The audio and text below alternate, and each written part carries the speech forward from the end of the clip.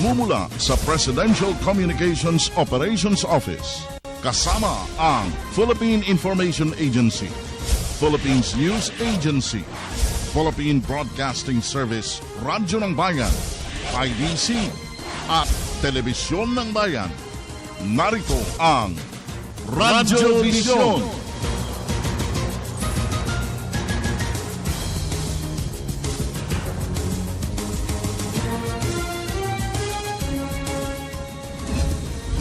Unang-una sa hanay ng balitaan dito sa Radyo Vision, Department of Health nagsasagawa na ng mga hakbangin upang labanan ang posibleng pagpasok ng nakamamatay na Ebola virus sa ating bansa. World Health Organization kaisa ng pamahalaan para magbigay impormasyon sa publiko.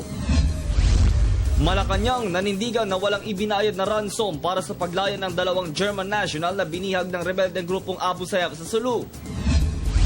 Kampo ng Abu Sayyaf sa barangay Cabon Tacas, Patikul, Sulu, matagumpay na nakubkob ng militar. Joint Task Force Sulu nanguna sa paglusob sa kampo.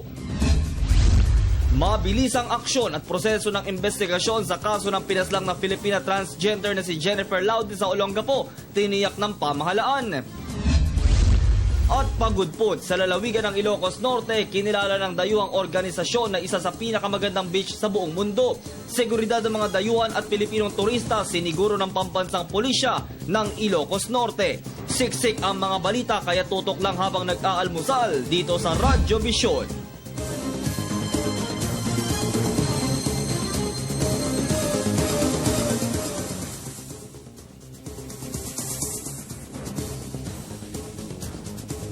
Visayas at Mindanao. Saan man kayo naroon, anuman ang inyong ginagawa sa mga oras na ito, minsan pa samahan ninyo kami sa isa na namang edisyon ng ating Radyo Vision sa Media ng Bayan.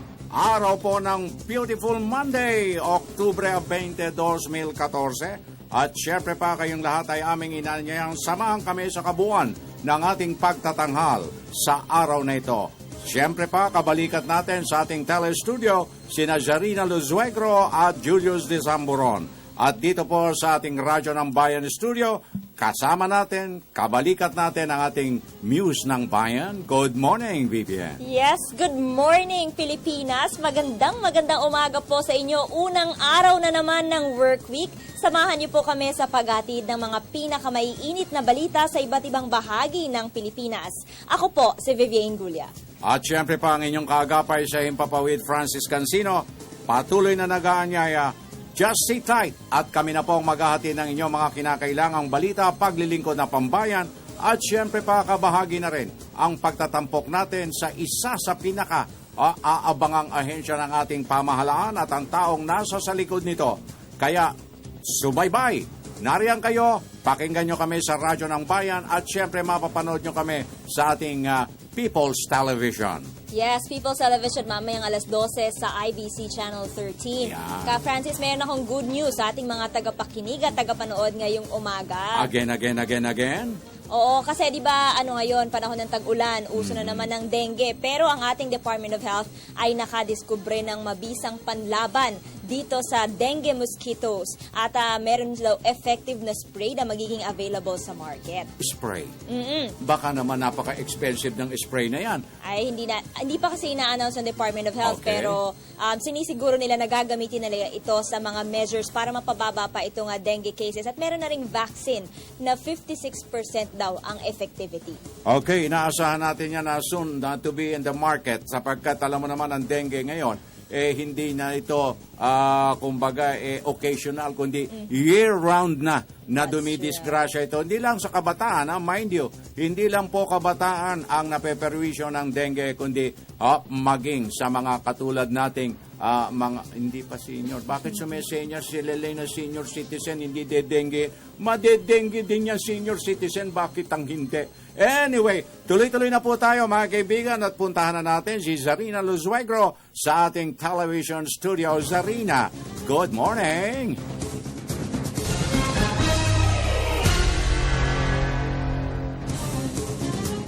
Maraming salamat Francis and Vivian. Magandang umaga bansang Pilipinas. Ngayon po ay ika-20 na Oktubre sa taong 2014. Narito na po ang mga balitang nakalap ng media ng bayan. Una po sa ating mga balita, kinilala ng Public Attorney's Office ang 2 broadcaster ng Radyo ng Bayan dahil po sa kanilang natatanging kontribusyon sa nasabing ahensya. Kilalanin natin sila sa report ni Ria Fernandez. Sa ikalawang pagkakataon, binigyang parangal ng Public Attorney's Office o PAO si Radyo ng Bayan producer-announcer Francis Cancino. Tinanggap ni Cancino ang kanyang parangal mula sa hepe ng PAO na si Attorney Persida Acosta sa ginanap na 5th MCLE Accredited National Convention of Public Attorneys sa Manila Hotel nitong Biyernes. Dito, nagpasalamat si Cancino sa pagkilala ng PAO sa kanyang naging ambag sa ahensya bilang isang broadcaster. Sa ikalawang pagkakataon ako po ay narito muli nakalaan. Bukas ang aming pintuan ng ating Philippine Broadcasting Service, Radyo ng Bayan, bilang bihikulo ng pagpapalaganap ng tulong, pagpapahatid ng mga pangangailangan ng ating mga kababayan saan man sulok ng daigdig. Dito po sa pamamagitan ng inyong Public Attorney's Office tie-up, ituloy po ninyo na isa ang Radyo ng Bayan sa inyong kaibigan habang buhay. Sa maliit naming kakayahan, alam namin makatutulong kami sa pagpapalaganap ng mga advokasya ng Public Attorney's Office. Mabuhay po kayo. May God bless all of you. Thank you very much. Sa parehong okasyon, kinilala rin si Radyo ng Bayan producer-announcer Ray Sampang. Hindi po kami bibitaw sa Public Attorney's Office. I hope ito po yung ginagawa nyo. Mabuhay po kayo. Mabuhay po kayo. Katuwang ng PAO sila Cancino at Sampang sa pagpapalaganap sa publiko ng mga programa ng ahensya. Kilala ang PAO na nagbibigay ng mga libreng serbisyo legal sa may hirap nating mga kababayan. Bukod dito, mayroon pa silang ibang mga serbisyo tulad ng libreng serbisyo medikal at outreach programs. Nakatuon din sila sa pagpapaluwag ng mga kulungan sa bansa at ang pagsusuring muli ng mga kasong tila napabayaan na. Para sa Telebisyon ng Bayan, Ria Fernandez. Siniguro naman po ng kagawaran ng pagsasaka na handang-handa ang Pinoy farmers sa ASEAN Economic Integration sa taong 2015. Ito po ang naging buod ng mensahe ni Secretary Proceso Prosy Alcala sa pagpupulong ng mga lider ng lokal na pamahalaan at mga key sector player ng mga magsasaka.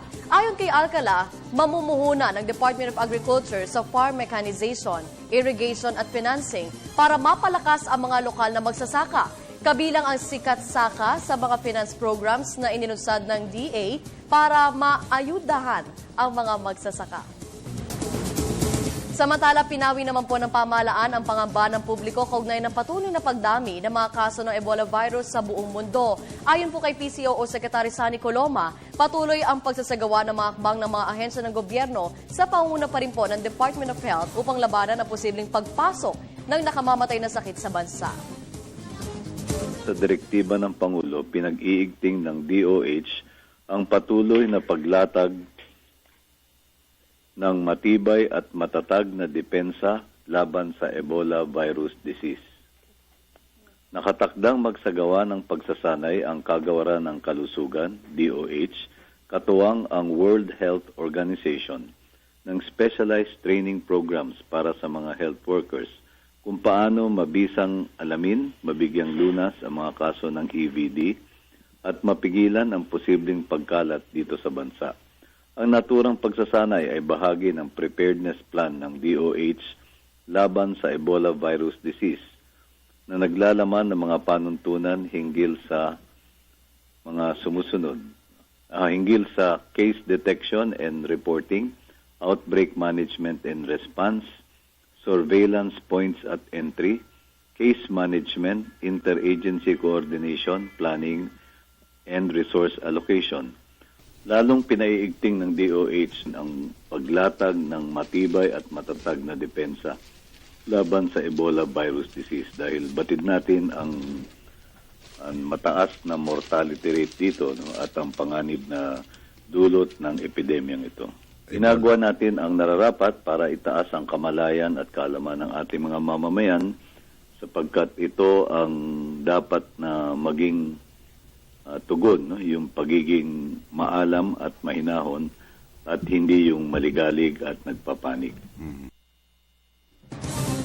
Pangungunahan naman po ni Pangulong Aquino ang ika-70 anibersaryo ng Leyte Landing sa Palo Leyte ngayong araw. Dadalo rin sa nasabing okasyon ang mga kinatawan mula sa iba't ibang bansa. Narito pang report ni Rocky Ignacio. Handa na ang lalawigan ng Leyte para sa makasaysayang anibersaryo ng Leyte Landing kung saan tumatak ang katagang I shall return ng Amerikanong general na si Douglas MacArthur. Panguna ni Pangulo Aquino ang okasyon kung saan dumaong ang barko sa kayang Allied Forces kasama si MacArthur sa Palo Leyte. Ang pangyayari na naghudyat sa paglaya ng Pilipinas mula sa pananakop ng Japan. Ayon sa National Historical Commission of the Philippines, bubuksan ni Pangulo Aquino ang paggunita ng ika-70 anibersaryo ng Leyte Landing sa pamamagitan ng pagtataas ang bandila ng Pilipinas at pag-aalay ng bulaklak bilang pagkilala sa kagitingan ng mga sundalo mula sa iba pang mga bansa na tumulong sa Pilipinas katulad ng Amerika, United Kingdom at Australia. Lalahok din sa okasyon ang mga kinatawan mula sa Canada, New Zealand at Japan. Bahagi kasi na ika-70 anibersaryo ng Leyte Landing, isang memorial marker ay pagkakaloob bilang pagkilala sa kagitingan ng 72 Australians na nagbuwis ng buhay para sa kalayaan ng Pilipinas.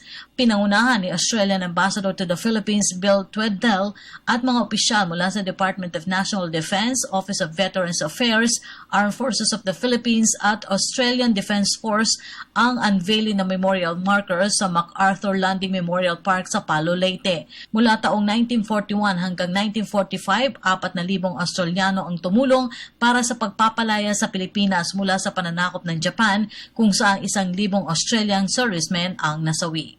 Para sa Telebisyon ng Bayan, Rocky Ignacio. Muli pong tiniyak ng pamahalaan ang pag-aksyon sa kaso ng pinaslang na Filipina transgender na si Jennifer Laude sa lungsod po ng Olongapo. Ayon kay PCOO Secretary Sunny Coloma, puspusan ang mga hakbang ng iba't ibang ahensya ng pamahalaan upang mapabilis ang proseso ng investigasyon sa kaso kung saan pangunahing suspect ang isang miyembro ng US Marines na si Private First Class Joseph Scott Pemberton. Determinado ang ating pamahalaan na makamit ang hustisya sa pagkamatay ni Jeffrey o Jennifer Laude. Ang ating pamahalaan at ang pamahalaan ng Estados Unidos ay nagkakasundo at nagkakaisa sa layunin na matamo ang hustisya hinggil dito. Ang Department of Justice sa pamamagitan ng City Prosecutor's Office ng Olongapo City ang nangunguna sa pagsagawa ng preliminary investigation ng kaso. At ang Department of Foreign Affairs naman ay katuwang ng DOJ doon sa aspeto ng tinatawag nating Service of Legal Processes. Kabilang na ang sabpina sa mga US military personnel. Ihintayin natin ang ulat ng iba't ibang ahensya hinggil sa mga pinakahuling kaganapan dito sa kasong ito. At yan po mga may init na balita hanggang sa mga oras na ito. Mamaya po ay makakasama natin si Julius de Samburon para sa pinakahuling balita at sitwasyon ng trapiko sa Kamaynilaan. Pero sa ngayon, balik muna tayo kay Francis at Vivian sa Radyo ng Bayan Studio. Thank you very much, Zarina Luzuegro, sa kalipunan ng ating mga bulusok ng balita sa umagang ito. Vivian? Oo, para sa ating mga tagapanood at tagapakinig, maaari po kayong mag-text sa 0922-358-2679 para ipaalam sa amin ang inyong mga kuro-kuro, komento at kung mayroon kayong katanungan sa ating special guest mamaya. Ay, meron na kagad. Meron na kagad. Oh, eto na. Oh, good morning. Crush ko po ang kasama nyo, Ka Francis. Ang ganda ni Vivian. Taga 1102 po ito, Carlo, 32 years old. Nagbigay pa siya ng kanyang May edad. age talaga. Maraming salamat, Carlo. Ikaw talaga, Carlo. Oh. Nagsaselo si Ka Francis sa'yo. Eh, pwede ba kay Perlita ka na lamang, ano, ha? Mas available pa. Okay. Hindi ako papayag, Hindi ako papayag. Anyway, tuloy-tuloy tayo, Meron pa tayong isang pahabol dito. Magandang umaga, Pilipinas. Malakas nga po ang radyo ng bayan dito sa Cebu. Pakibati po ang mga taga-Badyan, mga taga-Dalagüete at mga PBS personnel.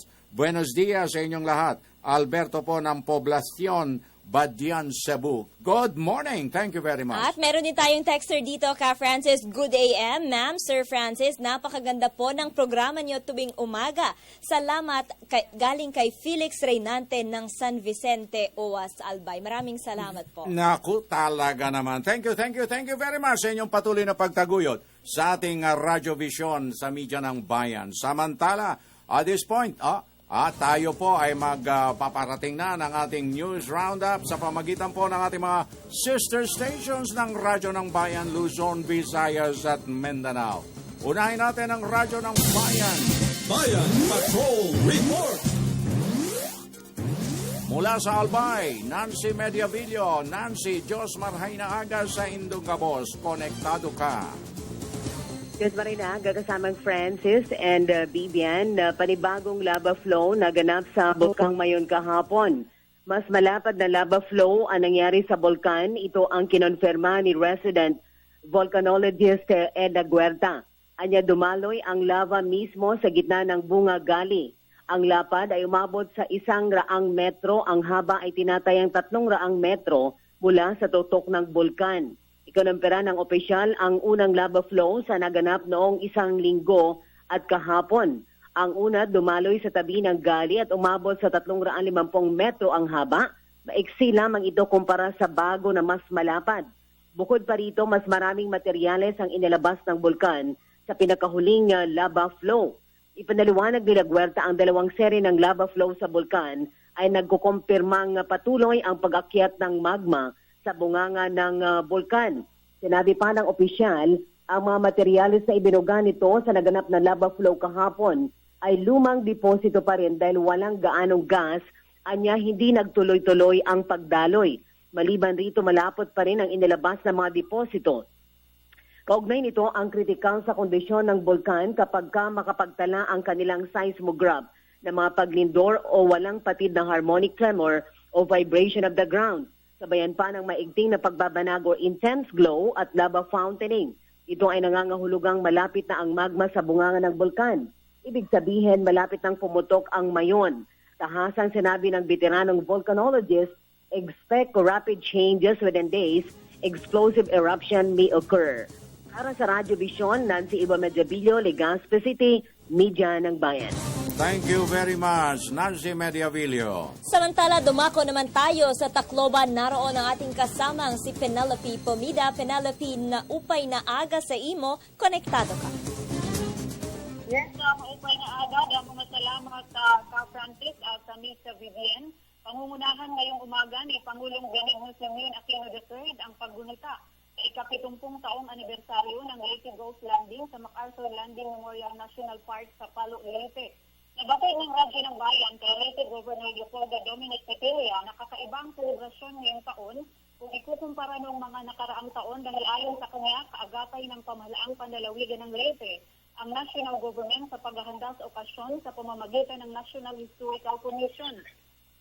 Ayon pa sa kanya, binibigyang din sa selebrasyon ngayong taon ang ipinakitang pagkakaisa at pagtutulungan ng Allied Forces para sa kalayaan ng ating bansa 70 taon na nakalilipas at sa pagpapatuloy na kanilang tulong hanggang sa ngayon sa ilang bahagi ng rehiyon na winasak ng mapaminsalang Bagyo Yolanda noong nakarang taon. Ilan sa mga naunang aktibidad kaugnay sa paggunita ng Leyte Ghost Landing ang isinagawang search for the oldest living veteran sa buong rehiyon, ang nagpapatuloy ng Agri-Aqua Trade at Food Fair, Liberation Peace Regional Jamboree, ang Sentimental Journey sa G1 Eastern Samar, kung saan binibigyang pagkilala naging papel ng G1 Airport bilang pinakamalaking US Air Base ng World War II at ang naimbag na puwersa ng mga veterans ng Samar. Sa 70 taon nang nakalilipas, lumagyan din sa Red Beach sa Palo, Leyte ang grupo ni General Douglas MacArthur kasama sina dating Pangulong Serious Menia at General Carlos Romulo. Ang tema ng selebrasyon ngayong taon ay Leyte 1944, Leyte 2014, Leyte the Heroes, Today's Inspiration on the Road to Recovery. Para sa Radyo Vision, ito si Penelope Pomida ng Radyo ng Bayan, Tacloban, Media ng Bayan. Maraming salamat, Penelope Pomida. Mula sa Tacloban, punta tayo sa Radyo ng Bayan, Iloilo with Paul Tarosa. Paul, maayong aga sa imo, konektado ka. At kasamang Vivian at sa lahat ng takapakinig ng Radio Vision. Pinaghandaan na ngayon ng Philippine Drug Enforcement Agency Region 6 ang peak season sa isla ng Boracay sa probinsya ng Aklan. Ayon kay PIDEA Regional Director Paul Ledesma, ito ang mga panahon na maraming turista at hindi maiiwasan na sa kanilang pagsasaya mailigal na droga. At para sa PIDEA Region 6, may pit nilang babantayan ang nagbebenta ng iligal na droga, mapa-Pilipino man o turista. Nakaraan lang nakipag-usap si Malay Mayor John Yap kay PIDEA Regional Director Paul Ledesma patungkol sa kanyang hiling na maglagay ng ang PIDEA ng enforcement team at positibo naman itong tinanggap ni Ledesma.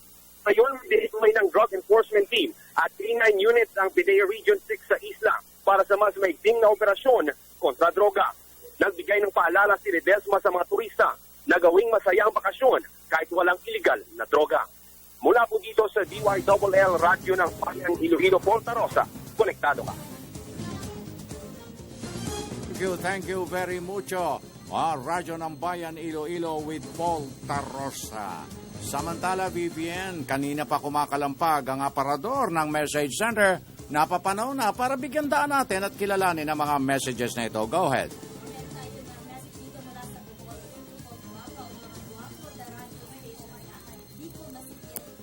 Hello, meron tayo dito nga mga text messages mula sa Bohol. Nagpapabate si Aran. Magandang umaga po at nanonood daw siya ng ating programa. Maraming salamat po. Thank you very much. Congratulations, Idol. Nakita din kita kanina sa PTV4. Pang-presidente ang speech. Congrats again. Proud kami sa iyo. Keep strong and healthy. God bless you. At ang inyong programa, Rodel Dorado ng Palawan. Thank you very much, Rodel. At alam mo, sa lahat ng mga listeners, merong hindi makapaniwala Nung makita ko sa television, huwag kang ngingiti. Ngumingiti ka na kagad para akong kinakabahan. Pati naman itong mga, sabi, hindi raw makapaniwala na ako ito. Kasi nawala yung Bluetooth ko. Sa galing yung ating makeup artist, natakpan yung aking Bluetooth. Ito lang ang palatandaan ko. Akalain mo, so hindi ako makakonekta ngayon, wala akong Bluetooth. Okay, Vivian. Napakarami nagpapabati sa atin. Kaya Francis, good AM, Sir and Ma'am. Bati daw po siya kay Nori and Noy Valencia FM mula kay Edna ng Leyte. Magandang umaga po sa inyo. Good morning, Edna. Yes, good morning to both of you. Pakibati naman po ninyo kami dito sa Life Homes Pasig City na nakikinig sa inyong daily beautiful radio program mula kay Ching Valenzuela. Many thanks and may you have a blessed Monday. Magandang umaga po, Kuya Francis. Bumati daw kay Verl Vincent sa Southern Leyte. Magandang umaga po sa inyo. At lahat ng listeners natin dyan, thank you very much. At syempre, mayroong mga nagse-celebrate ng kanilang kaarawan ngayon. Special day. Okay, sino yan? Happy birthday kina Diana Manalili, Hana Torregoza at John Carlo Kahinhinan. Okay, at ganun din, binabati natin ang maligayang kaarawan, sina Edwin Aquilon, si Romy Aquilon, at si, sino pa itong isa? Gina Aquilon, ng Bohol Street, balik-balik, Sampaloc, Manila, mula kay Tata Bert Aquilon. Para sa inyo mga nagdiriwang ng kaarawan at espesyal na araw ngayon, narito ang handog namin ni Vivian sa inyo.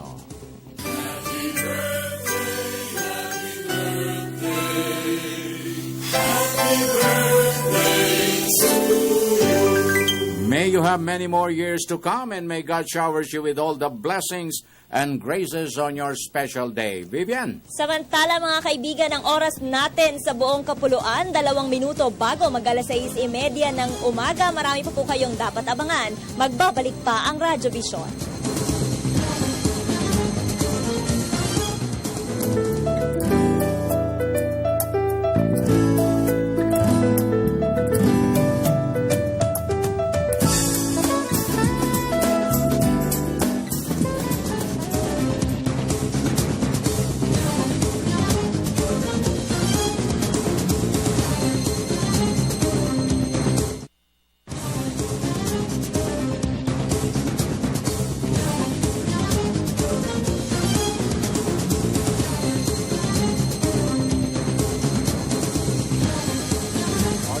kaibigan, sa oras na 32 minutos, 37 segundos, makalipas ang alas 6, mamaya po, abangan ninyo sa huling bahagdan ng ating Radio Vision sa Media ng Bayan, ang ating espesyal na panauhin na BVN na napapanahong mga issues ngayon para sa kapakanan ng ating mga overseas Filipino workers and would-be OFWs.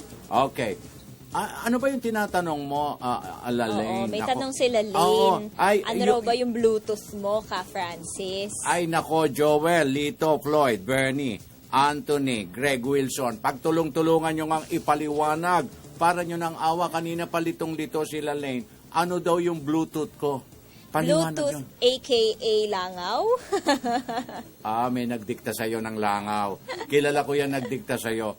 Bluetooth, Lalaine, is nunal. Understood na?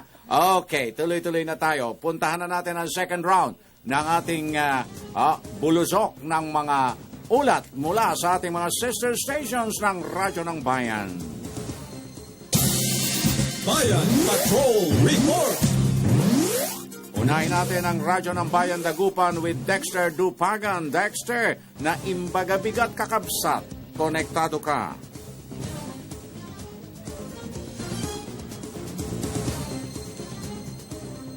Medyo. Nalito rin siguro si Dexter. Hinahanap niya yung Bluetooth. Okay. But anyway, mula sa Radyo ng Bayan Dagupan, puntahan na muna natin. Bago tayo dumako dyan sa mga report natin, basahin muna natin itong text. Peace cannot be kept by force. It can only be achieved by understanding. Mula yan sa ating kaibigan sa MSU, si Abo Hamdi. Maraming salamat po sa inyong panonood. At para po sa ating mga tagapakinig at tagapanood na gustong magpabate o tanong sa ating guest mamaya, maaari po ninyo ipahatid sa amin ang inyong mga komento sa 0922-358-2679. Okay, happy birthday kay Buddy Reyes at lahat ng members ng Alaga ng Tagay ng Lower Bicutan, Taguig, Metro Manila. Okay, balikan na natin. Handa na, Radyo ng Bayan Dagupan. Dexter Dupagan, na imbagabigat kakabsat. Konektado ka. Salamat at magandang umaga. Naniniwala ang mga opisyal ng Pangasinan na prevention is better than cure. Kaya bilang paghahanda sa nakamamatay na Ebola virus, bumuo ng isang task force ang provincial government matapos na aprobahan ng isang resolusyon sa sinagawang regular session ng Sangguniang Panlalawigan. Ayon kay Assistant Provincial Health Officer Dr. Jeremy Rosario, mabuti na ang maging handa lalo pa at maraming OFW abroad na posibleng umuwi lalo na ngayong holiday season. Ang task force ay pamumunuan ng gobernador at ng Provincial Health Office. Idinagdag pa ni Dr. Rosario na bagamat Ebola-free pa rin ang bansa, nagsasagawa na ng mahigpit na koordinasyon ng mga doktor sa mga pampublikong pagamutan dito sa Pangasinan upang matiyak ang kaligtasan ng publiko. Para sa Radyo Vision, Dexter Dupagan mula sa Dagupan City, Media ng Bayan. Thank you very much, Dexter ng Dagupan. Dumako naman tayo sa Zamboanga. Nariyan ang ating kasamang si Elsie Molina. Buenos dias, mi amiga Elsie. Konektado ka. Yes, sa Pilipinas, mahigit kumulang 30,000 canning factory workers na lungsod ang mawawalan ng trabaho bago magpasko hanggang Marso sa susunod na taon. Ito ay dahilan sa ipinagbawal ng Bureau of Fisheries and Aquatic Resources ang pangingisda ng tamban sa Sulusi. Ayon sa BFAR, ang pagbabawal ng pangingisda ng tamban ay nang hayaan munang makarami ang isda dahil ang buwan ng Nobyembre hanggang Marso sa susunod na taon ay spawning period ng naturang isda. Sinabi ni BFAR Director Attorney Asis J. Perez, ang spring ground ng isdang tamban ay ang buong grounds stretch ng Zamboanga del Norte hanggang Tawi-Tawi o ang Sulusi. Sa pagkikipagpulong ng BFAR sa National Fisheries Regional Council ng lungsod, napag-usapan na umano nila ang detalye ng pagbabawal at ito ay napagkasunduan na ng ilang sardine companies ng lungsod. Mahigit 12 sardine companies ng lungsod ang apektado sa naturang kasunduan. Mula dito sa DXMR Zamboanga, Elsie Molina para sa Radyo Vision. Maraming salamat, Elsie Molina. Mula sa Zamboanga, umakyat tayo, Radyo ng Bayan Bontok with Apollo Padain. Apollo, na imbagabigat. konektado ka. Tara kayo apo. Kasama tara kayo apo na imbag nga sa magandang Lunes. Napakalaga ang tungkulin ng mga opisyal ng barangay sa pagpapanatili ng kapayapaan at pagresolba ng mga reklamo sa kanilang nasasakupang lugar. Kaugnay nito, nagsagawa ang Department of Interior and Local Government Mountain Province ng pulong hinggil sa katarungang pambarangay na dinaluhan ng mga opisyal ng barangay mula sa bayan ng Bontoc, Natunin, Paracelis, Busao at Saranga. Layunin nito na mabigyan ng sapat na kaalaman ang mga opisyal ng barangay at mga kasapi ng lupon taga-pamayapa hinggil sa kanilang tungkulin sa pagresolba ng mga reklamo o kaso na naidudulog sa kanilang tanggapan. Binahagi ng DILG ang mediation at arbitration functions ng mga naturang opisyal kabilang ang paghawak nila sa mga kaso ng violence against women and children. Naipaliwanag din sa kanila ang iba't ibang kaso na maaaring resolbahin ng katarungang pambarangay. Binahagi naman ni RTC Branch 36 Judge Sergio Anganay ang mga specific cases na napakaloob sa revised penal code na sakop ng katarungang pambarangay law. Para sa Radyo Vision, Apollo Padaan, DWFR, Radyo ng Bayan, Bontoc, Media ng Bayan. Thank you very much, Apollo Padain ng Radyo ng Bayan, Bontoc. Samantala, alam mo, Vivian, merong mga, ayon sa Philippine Overseas Employment Administration, may nahigingan tayo na hindi na nila papayagan, mismo ng pamahalaan pati, ang mga returning OFWs na bumalik pa sa mga bansang apektado ng Ebola virus, which is a good move. Talagang naghihigpit na itong ating mga ahensya ng pamahalaan para mapanatiling Ebola-free itong ating bansa kasi medyo mahirap na pagpapasok ang virus na ito. Matatandaan natin sa West Africa ay halos 5,000 na po ang namatay dahil sa sakit na iyan. Kaya talaga namang itong ating pamahalaan ay puspusan ang effort para hindi makapasok sa ating bansa ang Ebola. Talaga naman. Kailangan na yan dahil yung guarantee lang na ibinigay sa atin noon ng Department of Health na Ebola virus-free ang Pilipinas, talagang let's keep it up, no? Napakahalaga niyan. Okay. Basahin ko muna itong text messages natin mula sa ating mga tagapakinig at tagapanood. Good morning, Kuya Francis at Ma'am Vivian. Pag-greet naman po ang Carino family sa General Trias, Cavite, pati po yung Estavillo family sa Curimao, Ilocos Norte. Mark Carino ng Curimao, Ilocos Norte. Greetings to my uncle, Evie, dyan sa Malabon from Charlie Madolid in Sulat, Eastern Samar. At happy birthday daw kay Asunta. Maraming salamat po sa inyong panonood. Meron talagang kontrabida sa buhay ko. Eto na naman. Oy, sabi ng taga Malolos transmitter, sariwang-sariwa ka daw ngayon. Guwapo mo daw sa TV, nanonood daw sila doon. Sabi ko, ano siya, isda? Perlita de los Santos. Tignan mo nga naman talaga pag merong okay, ito pa isa habol ko. Congrats ka, Francis. Ikaw talaga ang binabati ko. Si Kasan Australian family, same as my partners in King Humus Plus, sina Angel Suralta at Susan Vergara. Kasalukuyan silang nanonood ngayon. Salamat po sa Diyos. Efren ang Antipolo Sete. Samantala, paranin natin ang ilang paalala mula pa rin sa inyong himpilan.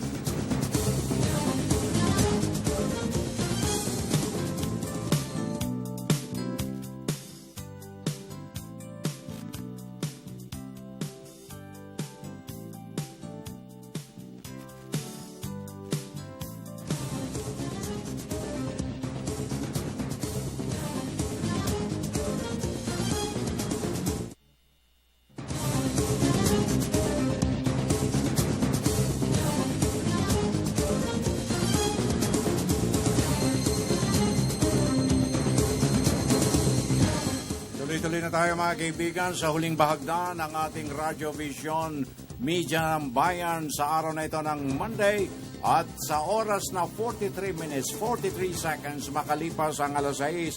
Finally, Vivian, the much-awaited moment sa segmento natin, ang ating pong panauhin sa umagang ito, walang iba kung hindi ang ating pong POEA Administrator, none other than Undersecretary Hans Leo Kakdak. Magandang umaga po, Yusek. Yusek. Magandang umaga din po sa inyo, sa inyong mga tagapakinig, tagapanood, and congratulations po sa inyong Radio Vision. Yusek Kakdaka, unang tanong po, isang paglilinaw, ngayon po ay nagpapatupad ng deployment ban ng Pilipinas sa West Africa. Ito po bang deployment ban ay para sa newly hired OFWs or covered din po nito yung mga returning OFWs? Lahat po ng OFWs ngayon ay hindi natin pinaprocess sa POEA. Gawa nga nitong widespread and intense transmission ng Ebola virus disease sa 3 bansa sa West Africa, yung Guinea, Liberia, at Sierra Leone. And of course, we are also coordinating this with the DOH at sa DFA. Kasi DFA naman nag-anunsyo din na meron silang planong magtaas ng Alert Level 3 sometime mid-November. Pero sir, paano po yung mga seafarers natin? Kasi hindi naman po sila lang sa isang lugar, naka-steady sa isang lugar. Paano po natin sa kanila ipinaaabot or pinag-iingat sa Ebola virus? Yes, yung seafarers natin as far back as August, meron na tayong memorandum circular sa kanila at sa mga manning agencies and ship owners na nakarehistro sa POEA patungkol sa mga preventive measures sa Ebola virus disease. Meron ditong nakalasaad dyan sa circular na kailangan may protection equipment sila, PPE, personal protective equipment such as goggles, masks, para makaiwas sila sa EVD. And then, meron din prohibition na sila ay mag-shore leave. Ibig sabihin, hindi sila dapat bumaba ng barko. Yes. Kung dadaan man sa puerto, dadaong man sa puerto ng West Africa yung kanilang barko. And then, meron tayong preventive measures, mga tips para makaiwas sa Ebola virus disease na kailangan sabihin sa kanila sa PIDOS pa lamang. At on board, paalalahanan sila ng kanilang kapitan. And of course, may contact number dun sa circular. Kapag merong problema o issue patungkol sa Ebola virus disease on board, ay pwedeng kontakin ang Philippine government ng sino man ng ship owners at seafarers at manning agents. And lastly, patungkol dyan, yung mismong IMO, International Maritime Organization, ay palabas din ng circular sa kanilang mga ship owners and maritime workers all over the world na magkaroon ng security measures sa barko. Ibig sabihin, dapat siguraduhin hindi basta-basta sino ang makakababa o makakaakyat sa barko kapag nandiyan dyan sa lugar ng West Africa. Okay, now puntahan natin ang ilan sa napakahalagang mga isinusulong ngayon ng inyong tanggapan, Undersecretary Kakdak. Ano po ba ang mga priorities pa natin para talagang tuluyan ng guminhawa naman ang kapakanan ng ating mga overseas Filipino workers sa iba't ibang dako ng daigdig? Well, very recently, last week, si Secretary Baldos ay nag-formal launch nung Balik Manggagawa online system. Okay. Ito yung self-printed out OEC, Overseas Employment Certificate. Parang e-ticket ito. Ang konsepto nito, pwede mo i-print out at the convenience of your home, office, or what have you, internet cafe. Tapos, meron na ring electronic payment system para talagang mas convenient sa ating mga OFWs. Mga 600,000 yan every year mga balik manggagawa. Yan ang 2/3 ng clientele ng POEA, napakarami nila. Lalo na nitong peak season. Kaya't ang inaasahan natin ay mas magkakaroon pa ng panahon ang ating mga OFW sa kanilang mga mahal sa buhay habang nagbabakasyon sila, habang nandito sila. Kasi hindi na sila kailangan pumunta sa POEA. They can print out the OEC at their own convenient time. Pero, Undersecretary, sa ngayon po ba talagang masasabi pa ba ng ating POEA para dun sa would-be OFWs in the future? Dahil maraming naghahangad talaga. Alam po natin yan, looking for greener pasture. Are there still wide room for employment? Well, patuloy pa rin ang demand for Filipino overseas workers kasi as long as merong development projects and meron mga job opportunities sa abroad, merong demand sa mga Filipino workers sa Middle East. Kung mapapansin nyo, kung napunta kayo doon, ay talagang patuloy ang mga infrastructure projects, pagpapagawa ng mga bahay, ospital, at mga infrastructure facilities. So, pagka may ganyan, ay ibig sabihin patuloy pa rin ang magiging demand sa mga overseas Filipino workers. Talaga pong tinuturing nila na ang ating mga OFWs is at par among other foreign workers. Ano? Of course, world-class talaga. Ayun, Proven na yan yun over ang the years maganda ang dyan. Filipino worker. Ang kailangan siguro lang pagkakaingatan doon sa mga would-be OFWs ay una ay umiwas sa illegal recruiter. Siguraduhin na papatol lamang sa lisensyadong recruiter at ang recruiter na merong job order na rehistrado sa POEA. At hindi lang naman doon sa pag-iwas sa illegal, kundi pagpapaalam o pagkaalam kung ano naman yung legal. Kaya't ang payo namin ay pumunta sa POA website ang ating mga kababayan, www.poea.gov.ph, magtanong sa mga regional POA offices, DOLE or OWA offices para malaman kung ano yung legal na kaparaanan ng pag-abroad. Yusek Hans, nabanggit niyo na rin lang po itong illegal recruitment. Kamusta naman po ang kampanya ng ahensya laban sa illegal recruiters? Patuloy pa rin yan na hindi tayo nagpapahinga, hindi natin ina-assume na humupa na ang illegal recruitment kasi that way we are on guard, we are proactive in our fight against illegal recruitment. We have a presidential task force against illegal recruitment, of course, that continues to bring together the different government agencies para maibsan, malabanan ang illegal recruitment.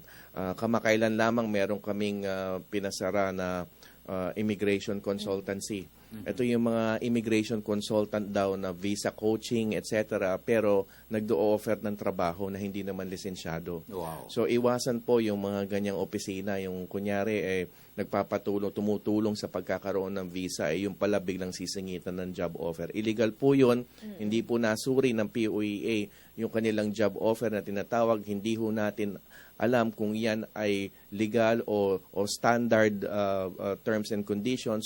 So malamang po sa malamang ay maaabuso lang kayo. Alam nyo ho, Undersecretary Kakdak, ang pinakamahirap po nito kasi sa ating mga kababayan na talagang nagnanais magkaroon ng pagkakataon, makapagtrabaho, yung mga willing victims naman ng illegal recruitment. Well, ang kampanya natin ay si Secretary Rosalina Di Papilis Baldos ay parating pinahihiwatig sa amin. Ang kampanya ay dapat palawigin para maintindihan at maunawaan ng ating mga kababayan ang laban kontra sa illegal recruitment at yung legal na kaparaanan. Meron tayong pre-employment orientation seminar online na ngayon. payos.poea.gov.ph. Doon merong mga 8 na modules, 8 na mga pieces of information para malaman ng ating mga kababayan kung paano ang legal na kaparaanan at paano umiwas sa illegal recruitment. So puntahan lang ho yung aming website at doon malalaman yung mga impormasyon, yung mga realidad, yung mga risks ng overseas employment, doon po mauunawaan ng husto. Pero hindi pa rin po nawawala yung mga fly-by-night recruiters na pumupunta na talagang sa mga sulok-sulok, sa mga far-flung areas ng ating bansa at doon na nangangalap. Dahil dito, wala na silang chances na mai-push through nila yung kanilang modus operandi. So, ang ginagawa nila ngayon, they went out of town, kumbaga. That is true. The fight really goes to the farthest municipalities, to the 6th-class municipalities, kasi talagang kailangan hindi natin i-assume na ang illegal recruiter ay humihinto sa kanilang aktibidades. We always have to assume na nandyan na mga illegal recruiter at sila ay manloloko, kaya't kailangan on guard tayo sa pagpibigay paalala sa ating mga kababayan na umiwas sa illegal recruiter, siguraduhin lisensyado ang ahensya at rehistrado ang job order nito sa POEA.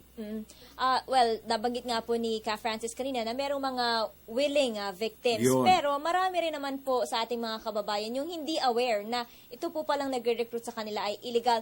Offhand, Yusek Hans, paano po nila malalaman kung illegal recruiter po yung lumapit sa kanila? Maraming indicators dyan kung malalaman natin kung illegal recruiter. Unang-una, ang isang legal na recruiter kasi sa opisina niya lang kailangan o pwedeng mag-recruit.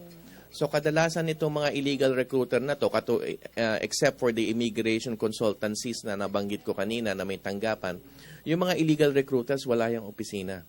So that is one indication. At sila ay nagre-recruit sa labas ng kanilang opisina o hindi sa isang opisina. So halimbawa, house-to-house recruitment, recruitment sa mga restaurant, sa mga food court, at kung saan pa sa mga parks, etc. Ito ay napakalaking indikasyon ng illegal recruitment kasi nga hindi ito sa loob ng opisina. Pangalawang indikasyon ng illegal recruitment, yung naniningil ka agad ng pera kasi yung placement fee po ay pwedeng bayaran kapag meron ng trabahong nakuha o may kontrata na. Kaya hindi po isang indikasyon po ng illegal recruitment yung naniningil kaagad. But on the other hand, itong na-discover namin recently, hindi lamang yung naniningil.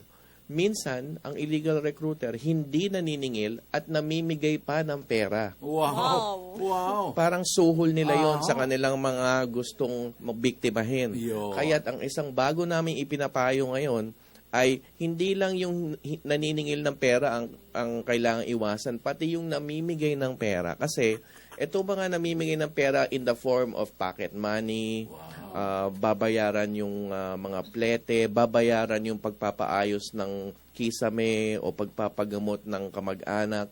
Ito ay mga panunuhol ito para lamang kumagat kayo sa mga terms and conditions, sa mga kontrata na hindi po makatao at mangbibiktima lang pagdating sa abroad.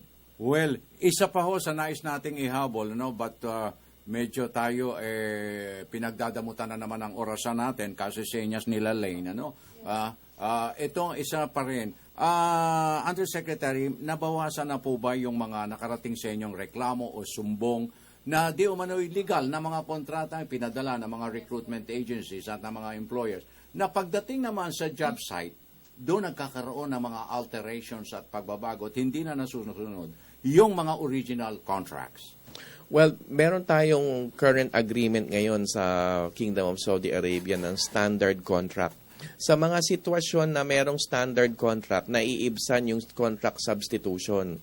Kaya lang, again, hindi natin pwedeng i-assume na bumababa ang mga figura and therefore we should rest.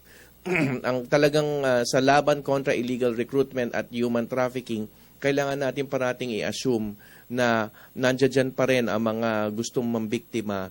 Kaya dapat on guard tayo, aktibo tayo parati para makaiwas ang ating mga kababayan sa illegal recruitment at human trafficking. Okay. Nako, ako'y nalulungkot na naman, Vivian, ano, sapagkat napakarami pa natin ang gustong malaman sa mga gampanin at patuloy na pagpapalakas ng POEA sa kapakanan ng ating mga overseas workers. Pero we are running out of material times. Undersecretary, I hope we can invite you again some other time na hindi po kayo busy for a second time around, sir. Sige po, basta po kayo at basta po mapalaganap natin ang ating advokasya kontra sa illegal recruitment. Okay, before totally winding, your message sa ating mga OFWs worldwide. Opo, ang mensahe ko lang po, ito ating bmonline.poea.gov.ph na inulunsad ay dalawin lang po yung site para sa mga balik manggagawa na makakuha na kanilang sariling OEC.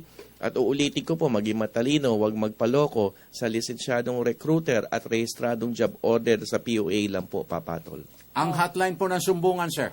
722-1144, 722-1155. Okay. Maraming salamat po, Philippine Overseas Employment Administrator Yusek Hans Leo Kakdak. Samantala, bumalik naman tayo dyan sa studio kasama sina Zarina and Julius. Julius, kulang yung 30 minutes or almost 30 minutes na pakikipanayam kay Yusek para lang mapalalahanan yung mga OFWs natin sa ibang bansa at yung mga nais o may plano magtrabaho sa ibang bansa. Alam mo kung mauulit itong pagkakataon nito para na mabigyan natin ng kaunting impormasyon yung mga kababayan natin na nagtatrabaho dyan po sa iba yung dagat. Para syempre makaiwas na rin sila sa mga posibleng, o wag naman sana, no? Mga masasamang mangyari sa kanila habang sila nagtatrabaho doon, Zar. Yes, at isa lang naman po yung masasabi namin, yung maingat po sa mga recruiters na hindi naman accredited o yung illegal. Yes. Para syempre, pag kayo po yung nagtrabaho, matutuwa din yung pamilya nyo at meron kayong makukuha benepisyo naman at positibong pangyayari dito. No?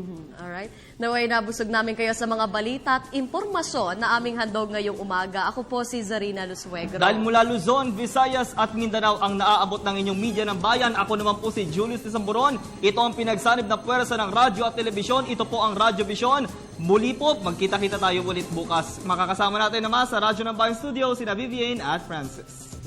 Maraming salamat, Julius and Zarina. At para po sa ating mga kababayan na may katanungan pa sa Okay. POEA, maaari po kayong tumawag sa 722-1144 at 722-1155 o bumisita po sa www.poea.gov.ph. Ako po ang inyong lingkod, Vivian Gulia. At ang inyo pong nakaagapay, Francis Cancino, minsan pa nag-iwan sa inyo na isang mapayapa, masagana at magandang umaga. Have a nice Monday ahead of us. God bless. Until tomorrow, maraming salamat po.